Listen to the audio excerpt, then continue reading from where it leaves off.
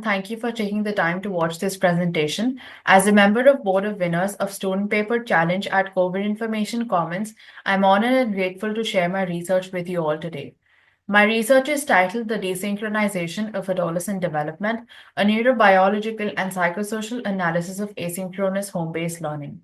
This work was conducted by me, that is Yakshita Khatri from Venkateshwar International School, India, along with my co-author. Our study examines how the pandemic-driven shift to home-based asynchronous learning created a fundamental disruption in adolescent development.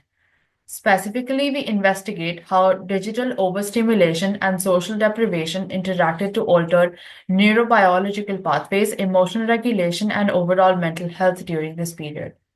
I'm a researcher focused on turning complex biological data into real-world public health solutions. My training bridges clinical practice and computation with hands-on experience in advanced diagnostics and surgical observation, complemented by specialized expertise in endocrine pathophysiology as an American Diabetes Association certified scholar.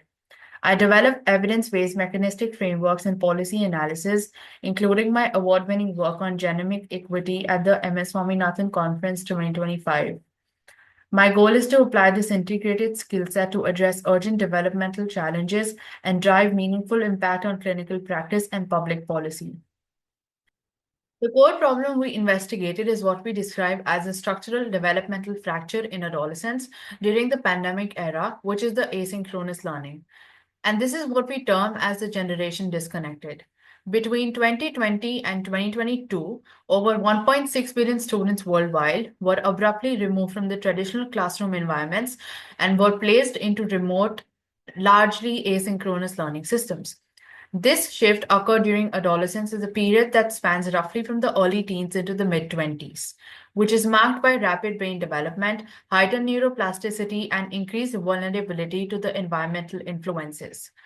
So the two critical realities that define the problem is one, that during adolescence, the brain's reward system develops more rapidly than the cognitive control systems, which governs impulse control, emotional regulation, and decision making. Second, the asynchronous home-based learning created a unique and damaging convergence, which includes digital overstimulation that intensely activates the reward system and social deprivation, which simultaneously limits the experiences necessary for the maturation of cognitive control. So the result was not merely learning loss. Instead, adolescents experienced a neuropsychosocial desynchronization in which neural, emotional, and social systems fell out of alignment. And this imbalance generated a self-reinforcing cycle of stress, disengagement, anxiety, and depression, which fundamentally reshapes the adolescent development during the pandemic. To understand why the pandemic-related disruption to education was so significant, it is important to first examine adolescent neurodevelopment. Adolescence is a critical period marked by heightened sensitivity to reward novelty and peer feedback. This sensitivity is driven by increased activity in the brain's dopaminergic pathways, particularly within the ventral striatum. At the same time, the prefrontal cortex, which is responsible for executing functioning like impulse control and emotional regulation, matures more gradually and creates a natural developmental imbalance. Under typical school conditions, the structured routines, consistent social interaction, and real-time peer and teacher feedback help synchronize these neural systems.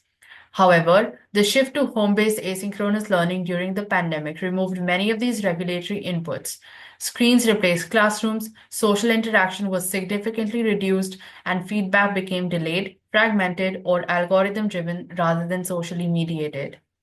Emerging research during this period documented sharp increases in anxiety, depression, impulsivity, and social withdrawal, with disproportionately severe effects among neurodiverse and gender diverse adolescents. These patterns indicated that the pandemic did not simply interrupt education, but fundamentally altered the developmental trajectories at both neurobiological and psychosocial levels. This slide presents the core theoretical contribution of our research, which we call the dual impact mechanistic model. It explains how the pandemic era asynchronous learning disrupted adolescent development through two interacting pathways. The first pathway is digital overstimulation. During remote learning, adolescents were continuously exposed to high-reward digital environments that include screens, notification, and instant feedback. This hyperactivated the brain's reward system, particularly the dopaminergic circuits, leading to what we describe as digital anhedonia, a state in which real world rewards and learning experiences lose their motivational value. The second pathway is social deprivation. Prolonged isolation limited face to face peer interaction, which is essential for healthy prefrontal cortex development. This reduced opportunities for emotional regulation, social calibration, and stress buffering, while also dysregulating the hypothalamic pituitary adrenal axis, resulting in chronically elevated stress.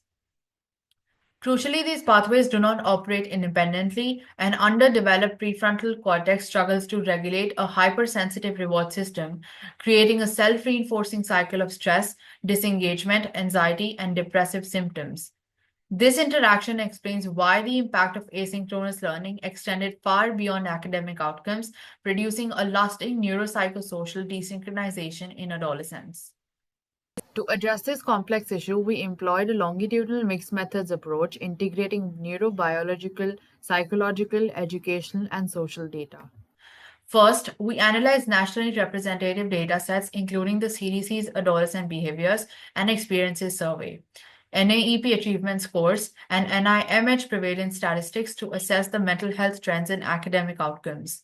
Second, we incorporated neurobiological evidence from the Adolescent Brain Cognitive Development Study, which provided neuroimaging and connectivity data, as well as endocrine data from studies examining cortisol and HPA axis functioning. Third, we conducted an original psychosocial survey involving 112 adolescents aged 14 to 18. This survey included standardized instruments such as the PHQ-9 for depression, GAD-7 for anxiety, and the perceived stress scale, along with open-ended qualitative responses. Finally, our analysis combined regression modeling and structural equation modeling to test the mediation pathways linking asynchronous learning exposure to neural connectivity and socio-emotional outcomes. Qualitative responses were analyzed thematically to capture lived experiences like digital fatigue, friendship erosion, and motivational decline. Ethical standards were maintained through informed consent and anonymization. Our results demonstrate that asynchronous home-based learning produces measurable and multidimensional developmental effects.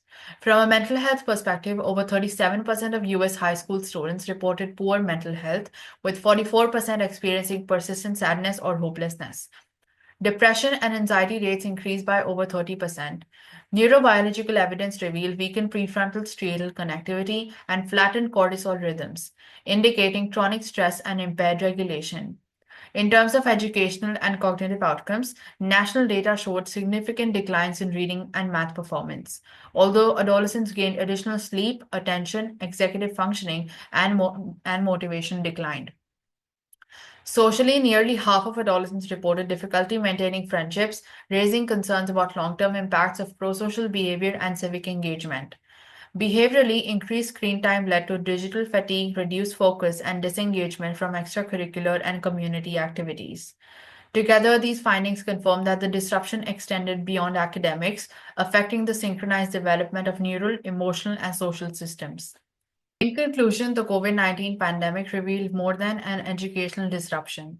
It exposed the fragility of adolescent development when neurobiological and social timelines fall out of sync. Our findings demonstrate that asynchronous learning environments intensify digital overstimulation while depriving adolescents of the social inputs required for healthy regulatory development. This desynchronization is not merely a temporary consequence of the pandemic, but a warning for the future. Educational systems that fall to align with adolescent neurobiology risk amplifying long term vulnerabilities in mental health, cognition, and social functioning. Moving forward, our research underscores the need for neuro-aligned learning environments that balance digital engagement with structured social interaction, peer feedback, and preventative mental health support. By designing educational systems that work with rather than against adolescent development, we can foster resilience and better prepare future generations to navigate for global disruptions. Thank you so much for your time. You may send your queries or questions through the mail provided. Thank you.